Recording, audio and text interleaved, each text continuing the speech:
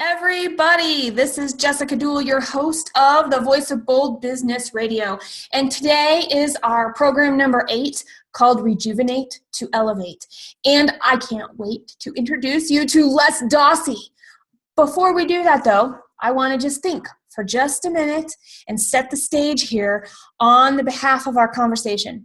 And the way that these openings tend to go is that just because I say something doesn't mean it's going to have anything to do with the conversation that follows, which is kind of funny. So we have like a little mini show, and then we have the actual show, and sometimes they correlate to each other and sometimes they don't. And that's the best part about these conversations, is that we can take these conversations anywhere we want to go. And as leaders within our organization, we have to be ready to do that at any moment. The actions that we take, the words that we say, the concept of where we've come from and where we're going and how do we use them or how we don't use them are really these fuzzy areas that not a lot of people like to talk about because they don't directly relate to productivity and they don't directly relate to efficiency.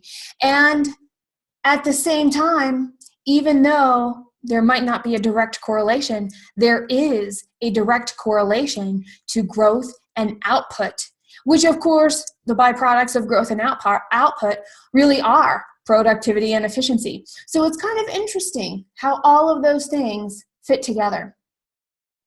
When we don't take the time to figure out what we're doing, when we're clear in our own head, there's no energy for us to give anybody else because we're trying, even if we don't really think we are, we're trying to figure it out for ourselves. And that fact that we have no energy for anybody else, it does trickle out to everybody in our life. The intimacy in our relationships, our patience with stressful or uncomfortable situations, and we really just start to close down. And so today, Les and I, we're talking about business growth. We're talking about what does rejuvenation mean specifically related to business growth? And then, of course, what does growth then mean? So right after this, we'll be back and we'll meet Les. Welcome to the Voice of Bold Business, the show that provides everything smart leaders need to evaluate situations, build relationships, and create solutions. Jessica Dewell candidly talks about the skills necessary to build tenacity and do more with less. And now, here's Jessica. Okay, Les, so when you and I were getting ready for the show today, we were talking about the amazing places that we choose to work. And you were telling me you're in your garage. What makes your garage so exciting to be a place for you to work in? First of all, Jess, I've got it kind of set up so that I can open the garage door and get a wonderful view of my backyard, and it's like being out in nature. And there's something that's very cathartic and grounding about working in an environment that's very natural. And so when weather permits, I love to sit in my garage. I have a very comfortable chair that I sit in. I've made myself a real thick pad that I put in my lap to sit my laptop on because, you know, those laptops can get pretty hot. And I'll write thank you notes, and I'll use my computer to write emails and respond back to people who've written in, or I'll do some mind mapping. I also have a little video lab set up too, where I can shoot video and take pictures and so on and so forth with different backgrounds. So it's a sort of diversion from working out of the traditional office, and kind of reconnects me with creation. Now, do you also have a regular office that you go to? Not a traditional regular office. I have had those in the past. I found them to be very confining, almost like a really good place to hide out instead of being out active and engaged. And so, yeah, I kind of made a decision that I would force myself to just break away from tradition or from the status quo. I spend the balance of my time actually with my clients and new prospects in a cafe that's downtown Norfolk. I live in the greater Virginia Beach, Norfolk, Virginia area. And downtown Norfolk is kind of central to the 7 cities. Mm-hmm. And I like to be central, and that way people don't have to go too far to get to me. And obviously I prefer them to come to me rather than me going to them. And so I have a little cafe, and the owners have been gracious enough to set aside a little place over in the corner with that's very quiet and private, and kind of put my name on it, and so I I meet love that. almost everybody there, and it works out wonderfully. I really like meeting people out and about, whether it's at the library, whether it's at a coffee shop, whether it's to meet them and actually take a walk while we have our first couple of conversations, or even working with somebody to be able to get out in nature and meet outside of their or my regular workspace. It opens up a whole other dimension. And I'm not exactly sure how many people are really tuned in to the fact that that's actually what's occurring when people like you and me drag them out of their traditional comfort zone, the space that I love that you said hide out in. Because my office is not a place I hide out in. I actually am in the flow of traffic around things. And it always cracks me up because the difference between my office and my husband's office is my office has windows on the doors. It's close to where people are coming in and out. And Ryan's office is tucked away, and it has a door that you can't see in, and it's filled with bookshelves. I mean, he's got this amazing cocoon where he goes to be creative, because for him, he's got to be very inside to be creative. Yet he also finds himself working in a lot of other places when he's doing things that require a little bit of extra stimulation. And me, it's like I just need stimulation all the time. It doesn't matter if it's a plant. It doesn't matter if it's the wind outside. Walking down Boulder Creek, which is part of our downtown here in Boulder, Colorado, and just seeing what there is to see. And it's amazing how we get inspiration from different places. And, we're talking about, the title of the show is Rejuvenate to Elevate. And I think that the first thing that we need to do is we need to come up with a working meaning of what rejuvenate means for the purpose of this conversation. Because I'm pretty sure there are different definitions of what rejuvenate means to everybody that's listening.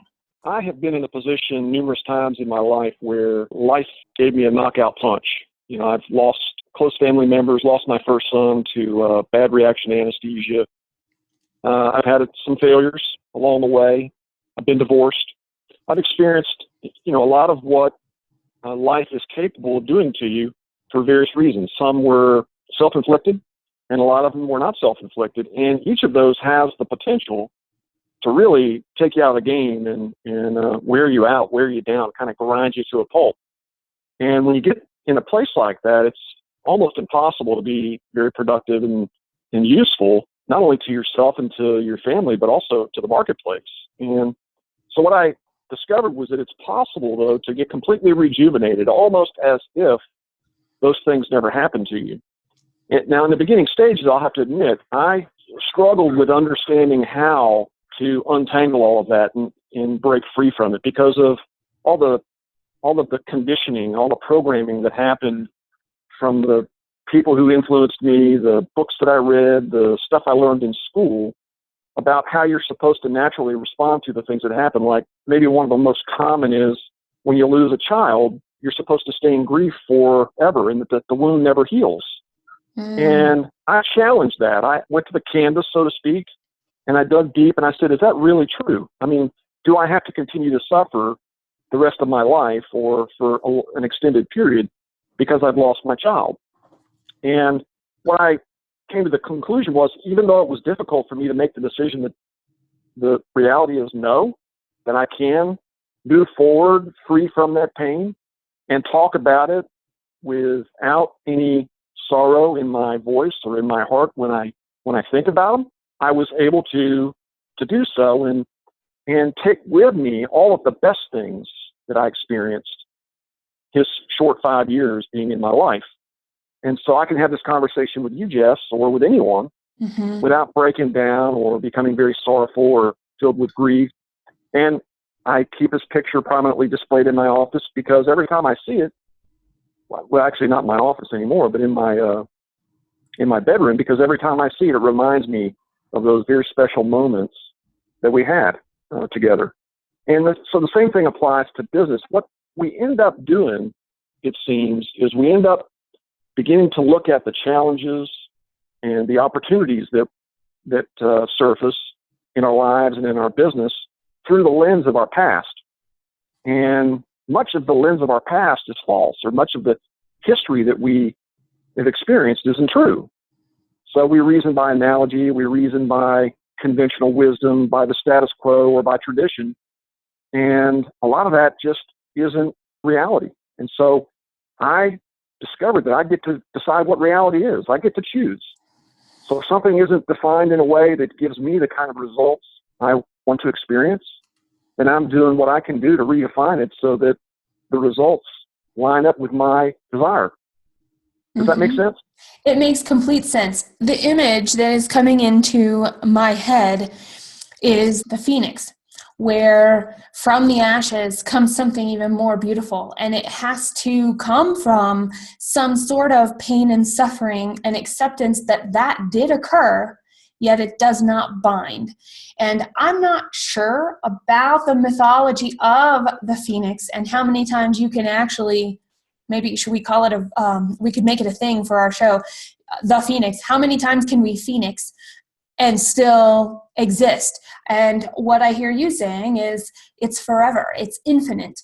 And that's very similar to what my definition of rejuvenation is. I mean, there's an element of self-care, and there's a whole industry that has made itself literally because there are billions of dollars that we spend on ways to rejuvenate. And for me, while those are fun and useful and relaxing, they allow us to continue to avoid what we need to face. And so for me, rejuvenation is very similar in the sense that acceptance of what we are now, recognizing where we came from, is the platform for where we're going. We can choose to drag everything with us and remember the negative things, or we can say, yeah, that happened to us. And then everything kind of compacts itself. It all like fits in the size of a pebble that you can put in your pocket and say, yeah, I was that person. Yeah. And that really made me who I am right now. And recognizing who I am right now is what, to me, rejuvenation really is all about. It's because I have everything that is not holding me back that made me who I was and am.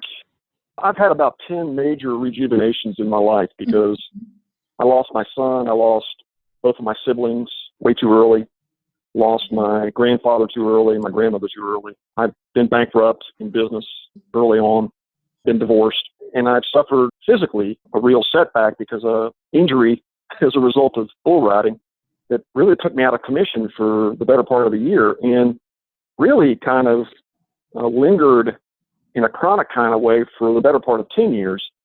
But I maintain the belief that at some point, at some time in the future, I would eventually be free from that chronic pain and injury. And I just maintained that belief and eventually broke free. But Jess, the way that I came to my conclusions was by looking at nature. Nature is a perfect example of rejuvenation. Every year, we have this springing of life that happens right in the spring season, and then the maturing of life through the summer seasons, and then fall happens, and everything that has been useful for those seasons and is no longer useful is now shed.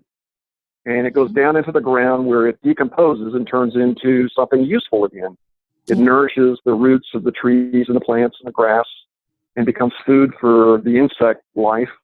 And then in the spring, because of those nutrients, it pops back out again and it's fully rejuvenated. And so it's possible for us to live that same exact way if we're willing to accept that what we've learned in our past isn't necessarily true. One of my favorite, Jess, is I spent a lot of time with my grandfather and grandmother growing up. They were a huge influence on my life. And of course, they came through the Great Depression, and their thinking was based on sort of an industrial mindset, an industrial type education.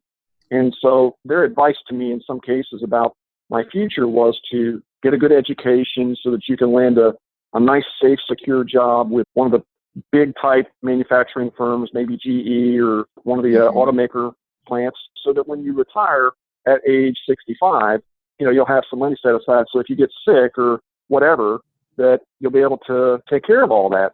And I thought to myself, as I matured and as I continued to educate myself, I thought, wow, that's a really outdated, irrelevant way to view and think about your future. Nowhere is it written that we have to finish at age 65.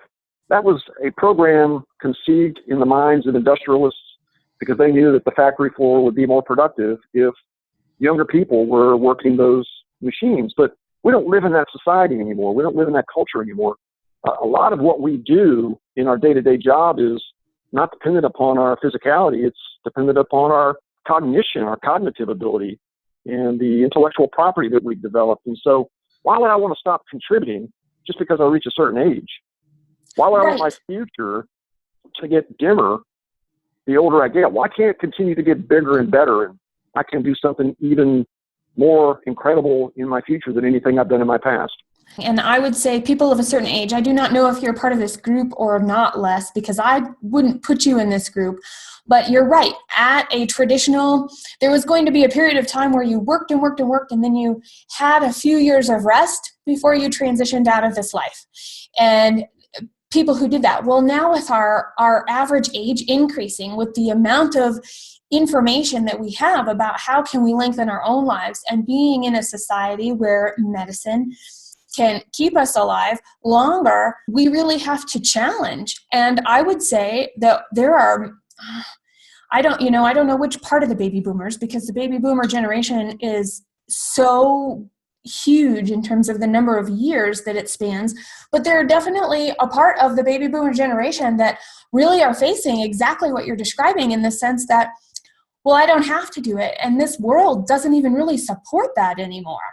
And so what do? And we're in a place where, as a group, the first time as a group, people are like maybe phoenixing all at the same time. From my worldview, being of a different generation, Les, what I noticed about what you were saying, we have a lot of commonalities in thinking, which I very much like. And part of them is about nature and the fact that there's a cycle.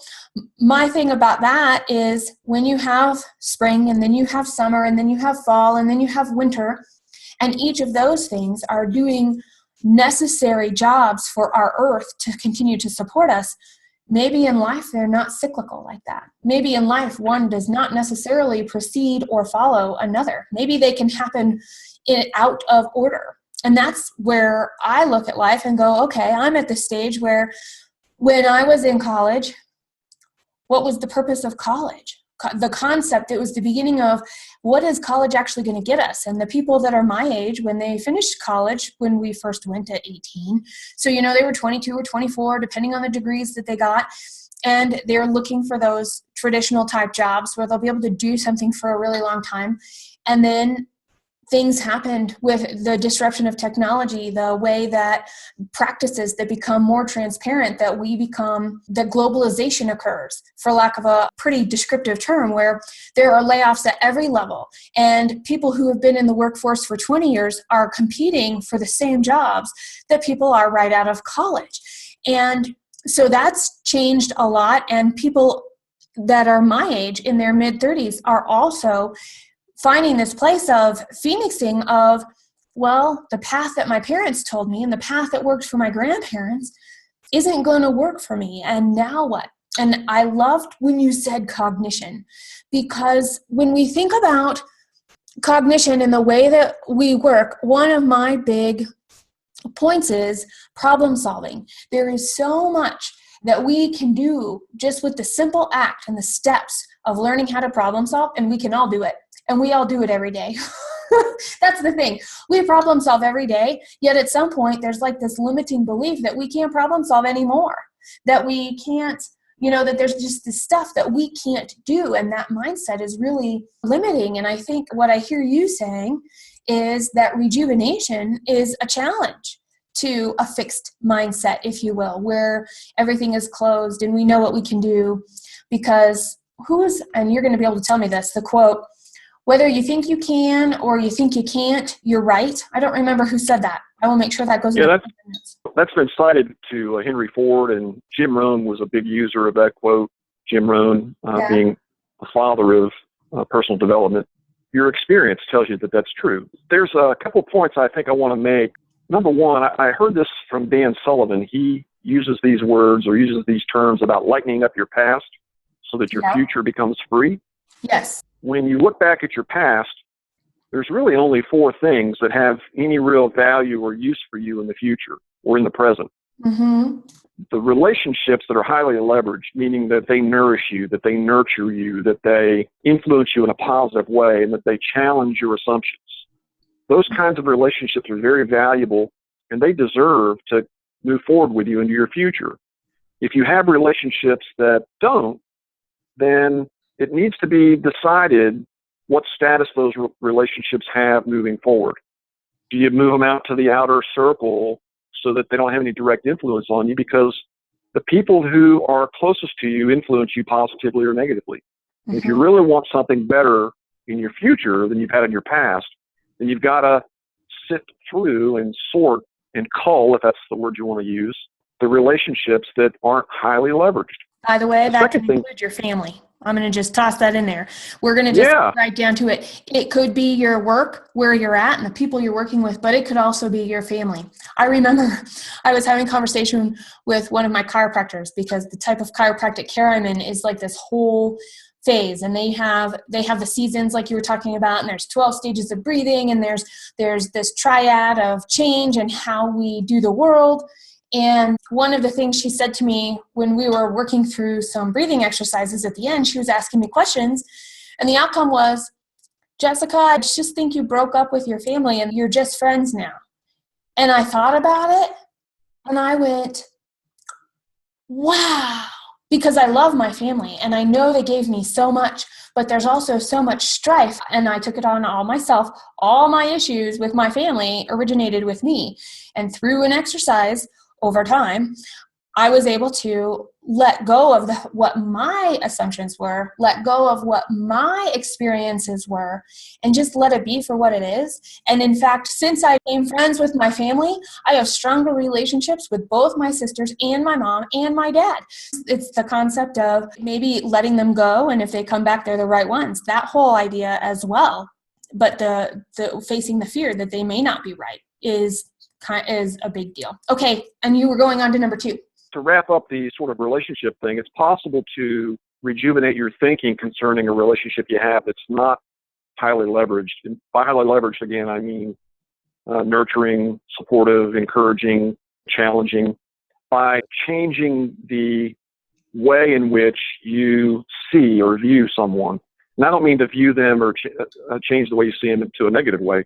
I just mean looking at them and saying, I do not want to allow them to influence me, and making a decision that you won't allow that to happen moving forward. Mm-hmm. That makes sense? It does. It makes complete sense. Yeah, so it's being very intentional, very consciously intentional about who you will and who you won't allow to influence you. So the second thing is all of the wins that you've experienced, all of the successes that you've had.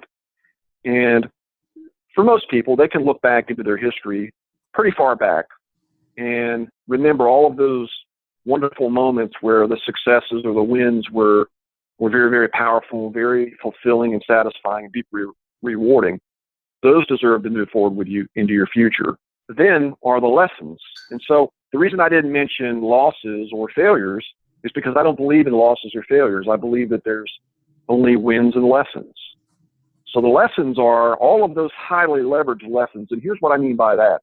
So my first business was immediately successful. I think I was 19 or 20 years old.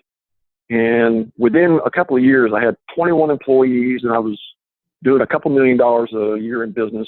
And that was back in the 80s. So I had a lot of success very early. And I went out and I brought a partner in, and it ended up being a very toxic, very scary partnership for me, because this guy had zero conscience. I was really kind of scared that maybe he was a sociopath. Okay. So I ended up liquidating my shares in the business, and I moved on very, very quickly. But here's what I carried with me. There was a lesson, right? Mm-hmm. But the lesson that I took was partnering is not a good idea. And that's not true. Partnering is a great idea if it's done right. Yep. So that's not a leveraged lesson. Partnering isn't a good idea. A more appropriate lesson is, let me take responsibility for what I didn't do to set this up properly. Let me learn what I need to learn in order to do it properly in the future. That's a leveraged lesson. And So, sometimes it takes no, more than once. I have 2 failed partnerships yeah, under my belt, and each one of them taught me something different. And so you're right. The lesson I took, and it's interesting you don't believe in failure, because I do believe in failure, and I believe it's what you do with it. You can either be a failure or have failure and hold it over you with pain and suffering, or you can be a failure and talk about being leveraged just as you are and saying, wow, that really sucked, and I hit a bottom in a place I didn't even know. But guess what? I didn't stay there. So what can I take yeah, away and how can I use that? So that's very interesting.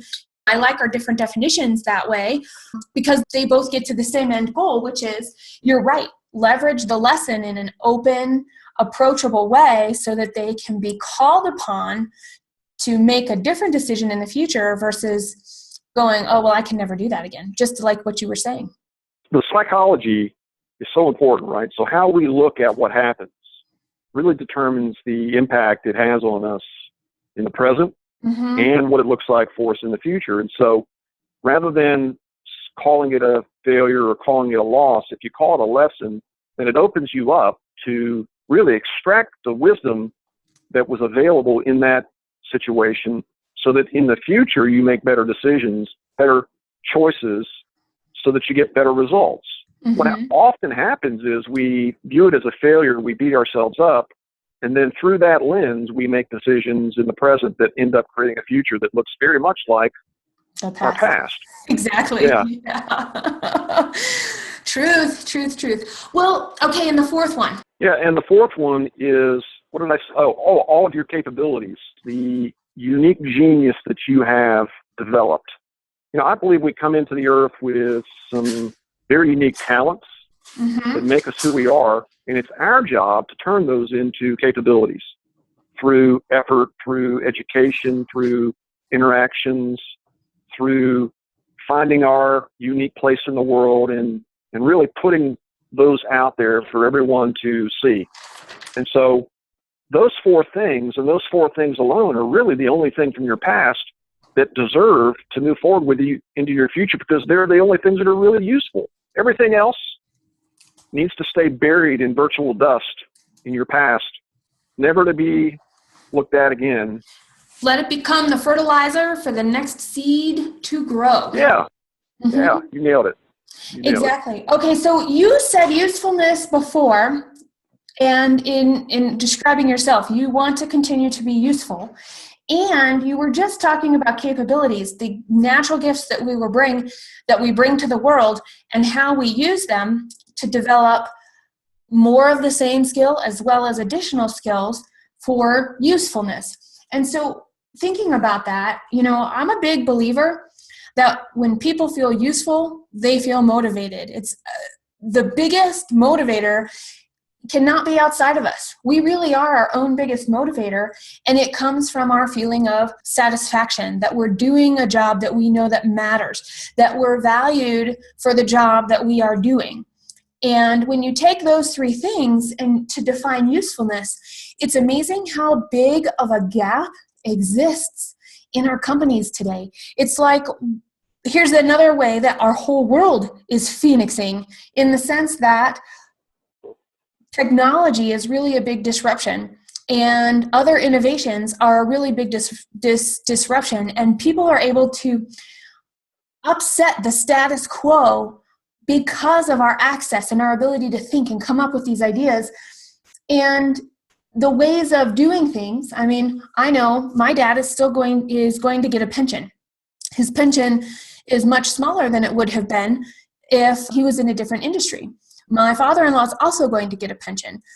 My father-in-law was a highway state patrolman, and my dad works in manufacturing. He's in management in manufacturing. And so they are going to get pensions because that's what those things did. But the people they're bringing on in management now that are my generation and even younger, they're not going to have pensions. They've totally done away with that.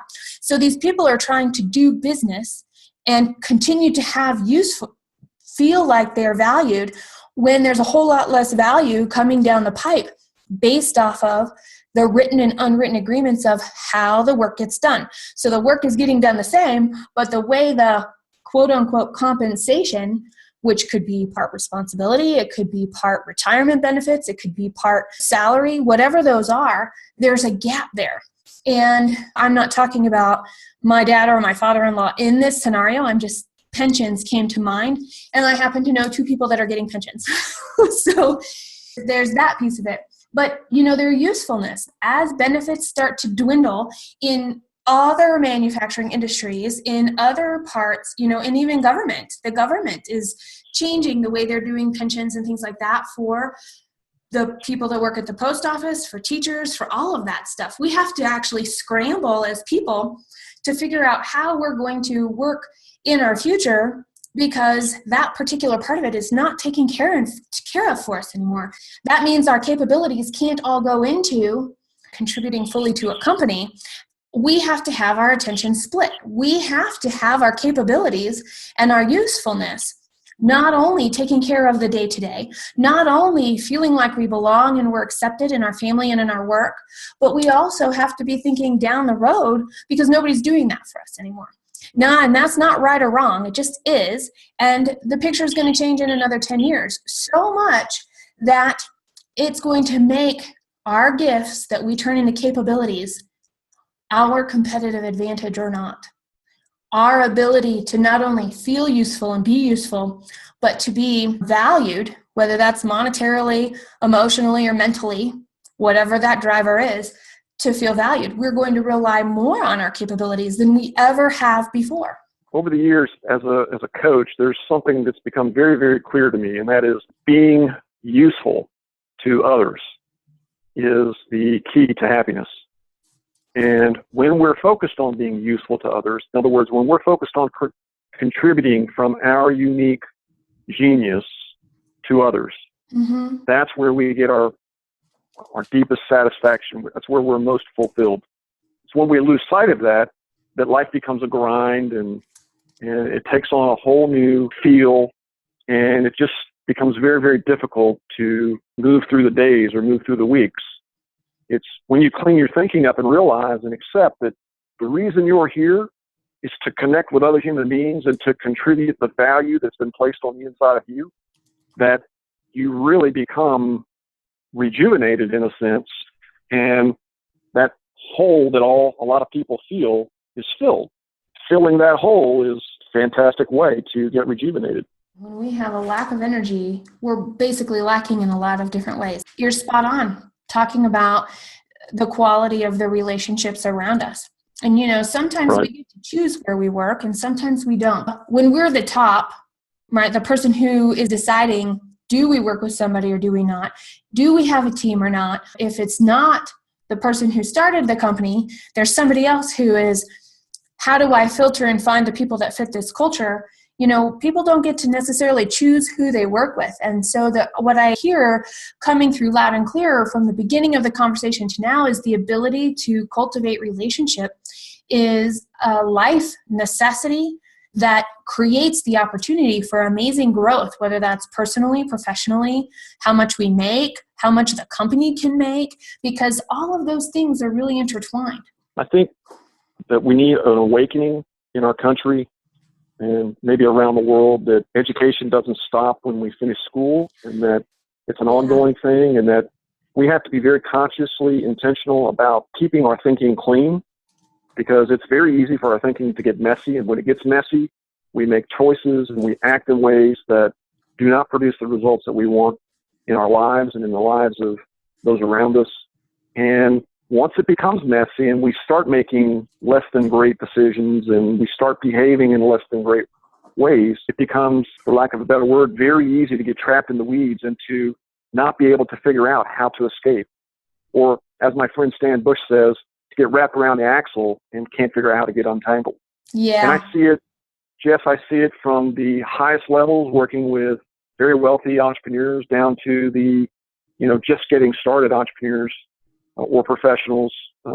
Very easy for a human being to get wrapped around the axle and lose perspective. And the only way they can get untangled is to get rejuvenated. And a lot of times that requires someone from the outside to help them see what they can't see, help them think about their problem. There's another wonderful phrase that was coined back in the 5th century by a poet named Archilochus.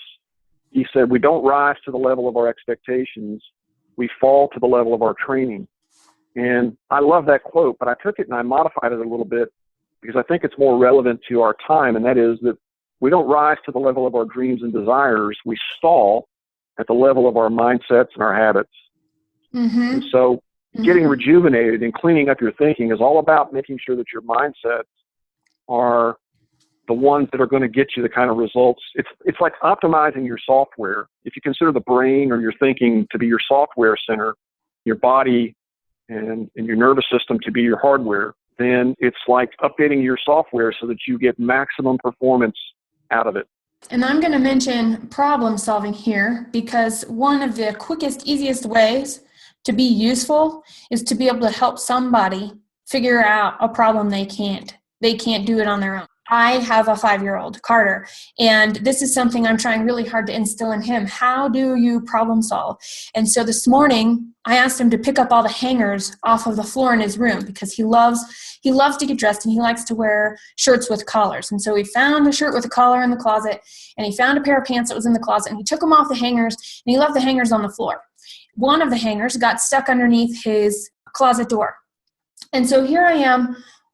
I walk into his room and I was like, "Oh, you forgot the hangers. Then you're good to go. Everything else looks great. Celebrate all the successes for the things that he did do.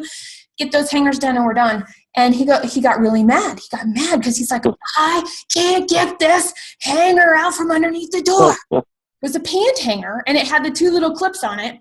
And somehow one clip was on each side of the door. So he's looking at that and he's really frustrated and he's looking at me and I'm like, "I think you can figure it out. In fact, I believe you can." And so he thought about it and he remembered something. So instead, he was trying to pull it from left to right and there was a hook getting caught on each side. He could have pulled it straight out from underneath the thing and had no problem, right? I almost opened my mouth and just pull it out a different direction. I let him stick with it. And what he ended up coming up with was he took the clips off. Then he pulled it out from underneath the door, and then he put the clips back on. And he was so proud of that fact. And so it's really great because the story is just the sense of now he's got a baseline. I don't have a frustration yet today, but if I'm looking for something or I need an idea, sometimes he'll be like, "Mom, I believe in you. I know you can do it." And other times he'll sit down with me and he'll think about it and he goes, "Would you like an idea? I think I have an idea for you." And so he is filling that need of not only being able to be self-capable and use his own brain to get stuff done and not rely on his parents for everything, but he's also developing I can model this back. I'm actually useful enough to come up with an idea that might be able to help my mom. Those are the types of things that if we didn't learn them at 5, we can still learn as an adult because problem solving is 4 steps. Look around, decide what the problem is, figure out what data you need. Oh, in the case of the hanger was, well, there's this thing in the way of me getting done what I need to get done. This clip is in the way. Think about the potential options, and I don't know how many he actually thought of, but he picked one and he saw it through to the end. And he didn't have to try again. And sometimes we have to try again and we have to repeat the steps to iterate and to clarify a little bit more to get better and be able to be reliant on ourselves. And if we can problem solve, we can actually model that for other people. And that's usefulness right in of itself. And, that's a fantastic story, Jess. Thank you. I actually should probably just do a little video every single day of the thing of the day. Every parent should be taught that their kid is not the experiment, that life is the experiment, and the kid is the scientist. And if we treated our kids like that, get them to experiment with all the various things that they encounter in life and not treat it as failures, but treat it as lessons, the kids would be so much more happy and so much more useful and productive. And you see what I'm saying? It's like, I do. Yeah. So that's a great story. Thank you. And hey, I have a question for you. Yeah. So there's another aspect to this whole getting rejuvenated, and that getting rejuvenated then leads to business growth, it leads to personal growth, it leads to relational growth. And that other variable or that other facet of getting rejuvenated is freedom. So, Okay. so when you think about freedom, how do you define it? What do you think it means? Or I should say, what does it mean to you personally? I think I have two answers. And actually, well, I might have three because I have a couple of different facets. For me, there is a financial stability piece that allows me to feel free. So if I am reaching those goals and I understand what's going on and I know what I want to do and I can go get it, right? There's that whole problem solving thing again. That Yeah. and when it, especially when it comes to money, I mean, I have some pretty big hangups about money, and it doesn't matter how much I have, I'm still insecure about it. So working through that, I realized that's really not how I define freedom, even though that's what I thought I defined freedom as. And I was like, well, I guess that's important. I guess it's important to do that. So for me, it's the freedom of choice. And by the freedom of choice, I mean that even when I think I'm stuck between a rock and a hard place, or I have two bad choices that are the only way out, I at least still have the choice. And I can decide what I do for me and Ryan, for me and Ryan and my family, then for me as a business owner, for me and the Red Direction team. I always have a choice. And that is, to me, what freedom means. Perfect. So let me give you my definition, and Yeah. I bet you we're going to find out they're very similar. So Okay. I believe that freedom, real freedom, gives us deep access to our own resourcefulness. And that when we're feeling less than free, we have limited access to our resourcefulness. So when I interact with entrepreneurs, and I've been coaching now for almost 15 years, over the 15 years, one of the things I've come to understand, and I have a visual board, is that it looks like most people go through life with their hands up and their fists clenched. So it looks like they're ready to fight all the time. Ooh, yeah, okay, got it. So in front of me, right? Yeah, so that's the visual, right? Uh-huh. So you're driving through heavy traffic, and if you look at the people around you, you can see it in their face. You can see it in their gestures. They look like they're angry. They're fighting because now they're stuck in traffic and it's preventing them from getting where they're supposed to go. Right? You see the visual? Yes. Or you see someone who is aggravated because it's so hot outside, and they feel angst towards the weather. Or someone who is feeling angst because it's raining or it's very windy or it's cold. And so every place a person is feeling angst towards someone or something is a place where they've lost their freedom. And so the key to getting your freedom back is to do what? It's to open up and allow everyone and everything to have the freedom they need to be, so you can be free. Because we get what we give. And so instead of being mad at traffic or being mad at the idiot who pulled over in front of you, or being mad at the fact that you're now running behind, in the moment, you have the freedom and the power to choose to just allow those things to be what they are, so that you don't lose your freedom. Your freedom actually expands. It actually grows because you've made a choice to allow the situations and the people around you to have the freedom they need.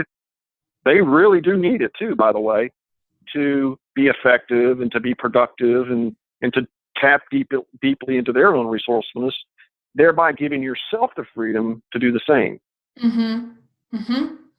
So going through life, instead of fighting, it looks like, you're at ease with the world. There's a great story. I want to tell this story. Can I tell it? Please. Yes. All right. So this story maybe is my most favorite story of all time. There's a group of college kids walking beside a very raging river. And we'll just say it's the Colorado, right? And it's flood season and the snow caps are melting and it's just class 5 rapids. And they're walking alongside the river and they come to a sharp decline, and they notice that the trail goes down beside the waterfall. And so they take the trail down to the bottom, and at the base, there's this huge pool of torrential water, right? It looks treacherous. and they're standing there checking it out, and suddenly they see an old man pop up in the water right out in the middle. And they think he's dead because he goes back under, and then a few seconds later he pops back up, and then he's bobbing around in the water, and then in a few more seconds he goes back down, and he disappears for, I don't know, 5 or 6 seconds, and then he pops back up, and this just keeps happening. And finally, one of the college kids says, "Oh, we got to find a way to get him out of there." And so they scurry around in the woods, and they're looking for a vine or a stick or something. And while they're doing that, the old man pops up, swims over to the shore, gets out, and starts wiping himself off. And one of the college kids looks and sees him out of the corner of his eye. And he gets the rest of his friends. He says, "Hey, look." And they walk over and they approach the old man, and they say, "Sir, we thought you were dead. We were looking for a way to retrieve your body." And they said, "How did you escape that torrent of water?" And the old man said, "Son, it's very, very easy." He said, "When the water goes down, you go down. And when the water comes up, you come up. The key is not to fight it." Nice. Okay. That's not how I thought the story was going to end. So I'm like, oh, that is so good. Okay. So don't fight it. And I love that. One of the things I had to learn, it was a very hard lesson, and it was recurring for many years, was that there's a difference between going with the flow and there's then being a leaf in the wind. And so when you're going with the flow, you could be totally rooted, you're completely present, you know exactly what's going on, even if it's scary. Yet when you're a leaf in the wind, you really have no control over where you're going or what's going on around you. And so from your story, that was, it goes back to the lessons and the capabilities of what I hear you talking about when we were talking about rejuvenation directly. Yeah. As it relates to our potential growth is we can't control everything. And as soon as we can recognize that, we're in a place of expansion instead of contraction. Yeah. There's so many things in life and in business that can bind you or hem you in. And if you don't take deliberate action to free yourself from them, it'll just get more restrictive and more restrictive and more restrictive. And eventually you just get to where you can't even move. Mm-hmm. And when that happens, life just sucks, to be frank. Business sucks. Yeah. So the key is really just to get yourself in a position where you're challenging your assumptions. It's almost like, Jess, it's almost like getting a beginner's mind. Yeah.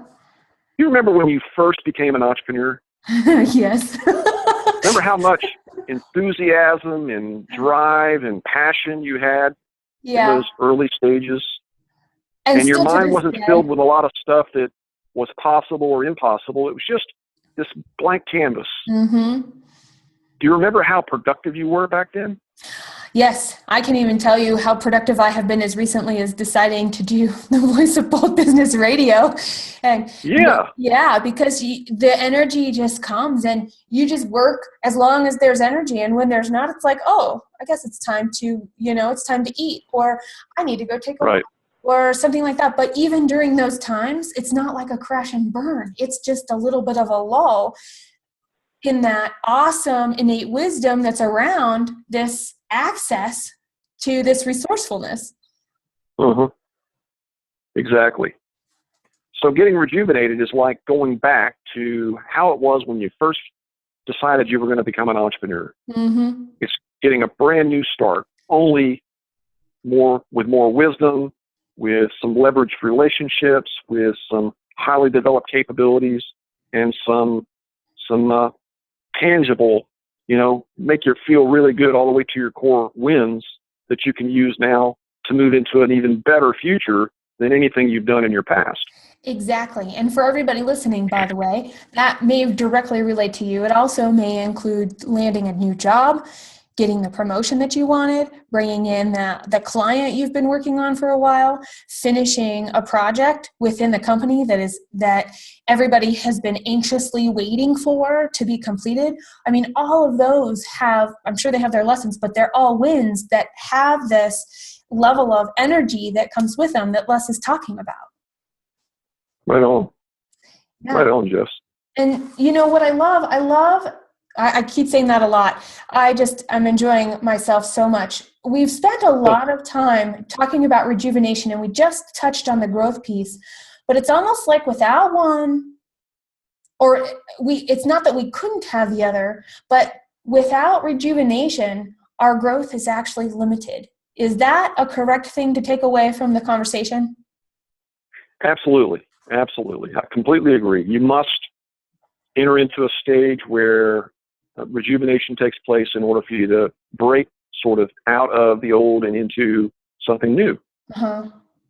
And getting rejuvenated, I guess I'm saying more than anything that the key to real rejuvenation is to clean up your thinking, right?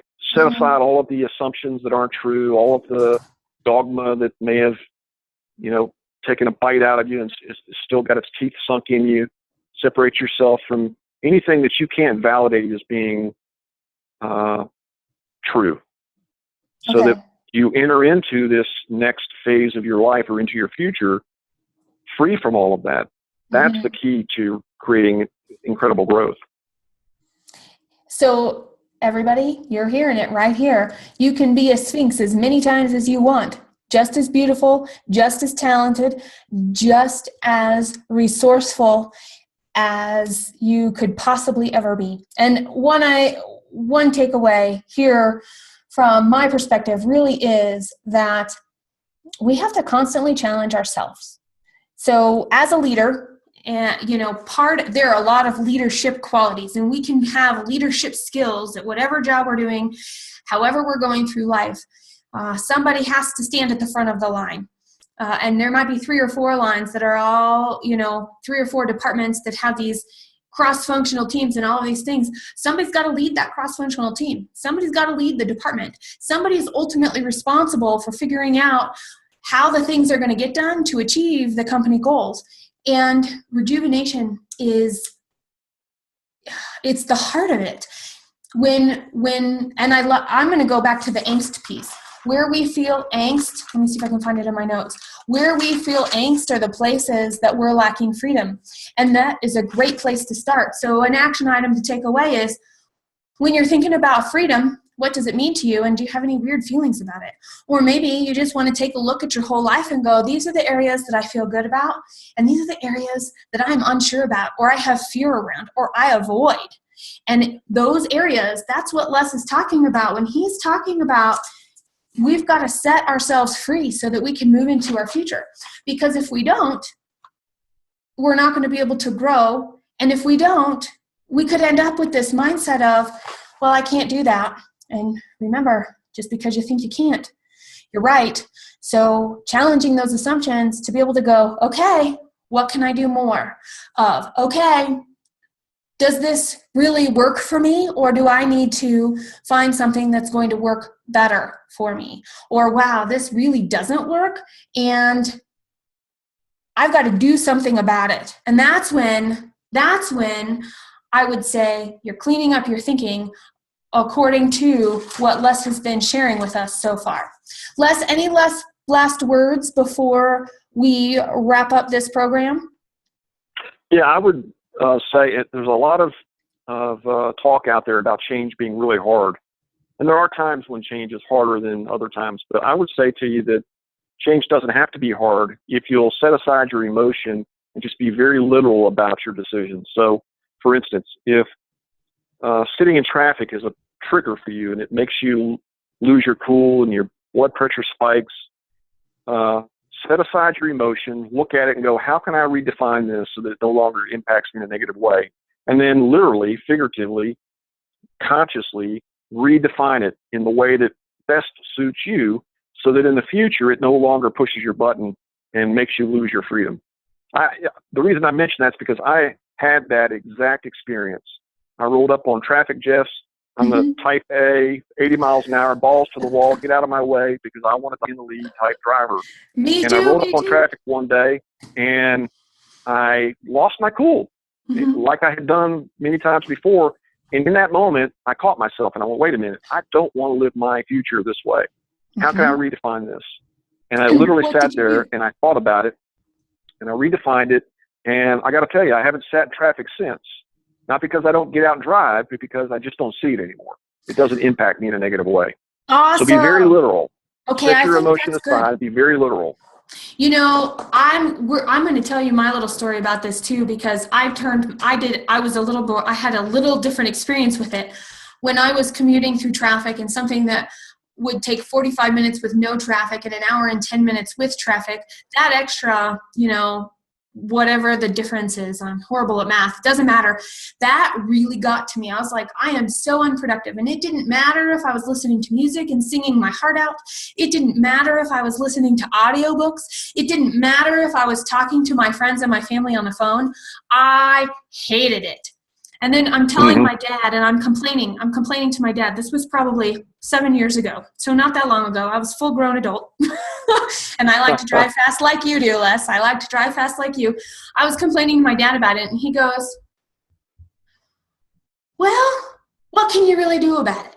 I was like, that's so wise, and I hate you for that right now. And I love you because you just opened my eyes to this. So I thought about it, and the next day, I used to make a game. I turned a game out of it. How many times, because you can feel, when what you were talking about, Les, you can actually feel that energy seeping out of every car around you on the road. And so the fact you don't see it anymore is awesome. The next time I'm in traffic, I'm going to have to try it a little differently. Up until just this moment, what I've done is I turned it into a game. I was like, yesterday I had to hit my brakes, 15 times between the time that I had to slow down for traffic to the time I could speed up from traffic again.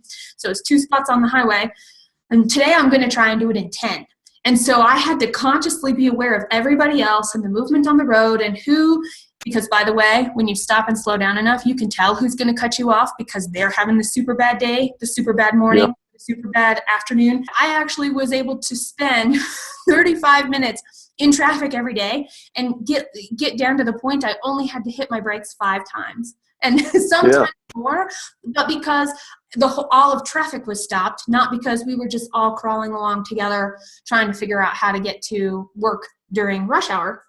And so I was a little curious, and I made it fun. I turned it into a game. And to this day, I think about, and now your story, it's like, how can you shift it? What curiosity can you bring to it that would really suit your personality to be able to make it different? And I have to tell you, that difference, Les, if you don't see it, after I tell you what I'm going to say, I want to hear for you. Those turned out to be better than the shower for ideas for me. Was driving to and from wherever I was going in this traffic. I had amazing breakthroughs. I was emailing, I was using Siri. I don't know if we had Siri. I actually at one point had a pad and a pen that I had attached to my steering wheel because I was frantically writing notes as I'm going slow through traffic because the stuff just wouldn't stop coming to me. And then I eventually had Siri and would send myself emails. Nonetheless, though, it was a great place to get creative and have ideas. I solved more problems there than I did anywhere else. Things like that. How about you? When you don't see the traffic, what's that like? Oh, well, there's so many wonderful benefits to not seeing the traffic anymore. That's one of them. Yeah, it becomes an incubation place for new ideas and insights. It's a great environment to sort of get yourself centered. Here's the thing that I noticed that was the most beneficial, though. I would be going somewhere to meet someone and get hung up in traffic and lose myself, lose my freedom, and then show up at the appointment with the person I was going to meet, not there because I'm still hung up in traffic. All of my energy is where it's in the past. And now I can't be present in the future with this person that I'm meeting with. And do you think they felt it? Of course. Of course. And so it's impossible to lose yourself or lose control like I was doing and then show up and meet with somebody and not project that onto the person you're meeting with.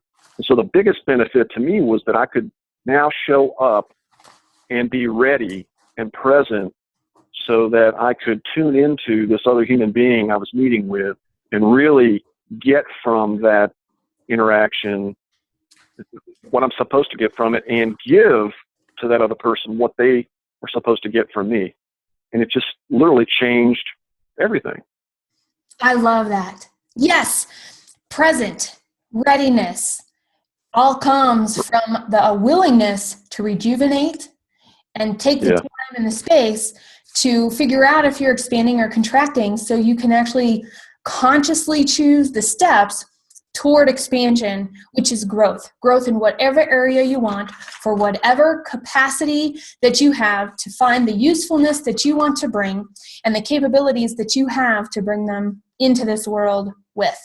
So we talked about a couple of skills also in addition to this. So if we were to get really nitty gritty, this concept of defining words and challenging assumptions, the idea of relationship building and the skills to deepen, strengthen, and choose which relationships we want to have, as well as problem solving and observation, and a willingness to guide others without doing it for them is also a very big part of helping other people, meeting them where they're at, but also developing them along their path to be able to use their usefulness, to be able to have them experience the growth they want, and to be able to create a space where rejuvenation can happen for those people outside of ourselves as well. Everybody, you are listening to the Voice of Bold Business Radio. This is Program 8, Rejuvenate to Elevate with Les Dossey. All the program notes are going to be at thevoiceofboldbusiness.com/program 8, or just Google Rejuvenate to Elevate. Also there, you'll be able to find out where to subscribe so you can listen to us or watch us wherever you happen to be in whatever platform you prefer. And we want to know your story. Do you have a story? We'll use like our traffic stories, where there was something that was causing all of the energy to be focused somewhere and getting stuck, and recognizing that you were stuck, and then somehow catching yourself at it one day and consciously making a change. What was that before and after like? Let us know. And remember, rejuvenate to elevate not only your personal success, but your business success. Subscribe at thevoiceofboldbusiness.com and get more information, program notes, and past episodes. Bold leaders approach each situation and focus on action to achieve a higher level of leadership. Jessica Dewell, your business advocate, is the host of the Voice of Bold Business Radio. Thank you for joining us.